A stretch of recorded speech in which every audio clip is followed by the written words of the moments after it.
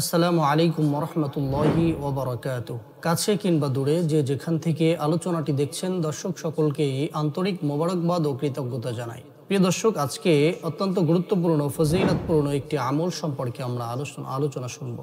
আমলটি সহিহুল মুসলিমের 234 নম্বর হাদিসের মধ্যে এসেছে।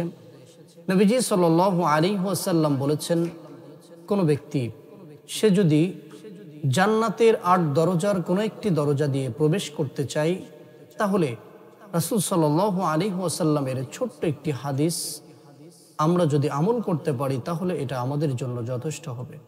পৃথিবীতে যত মুমিন বান্দা রয়েছে, প্রত্যেকটি মুমিন বান্দার জীবনের মূল লক্ষ্যটি হলো এই যে কোনোভাবেই সে যেন আল্লাহর জান্নাতে প্রবেশ করতে পারে।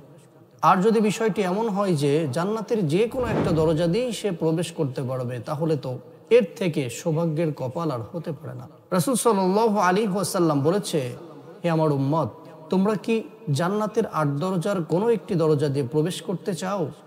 যদি জান্নাতের যে কোনো একটি দরজা দিয়ে তোমরা প্রবেশ করতে চাও, তাহলে তোমরা যখনই উজু করবে, উজু করার পরে তোমরা আকাশের দিকে তাকিয়ে কালেমায়ে শাহাদাত পাঠ করো।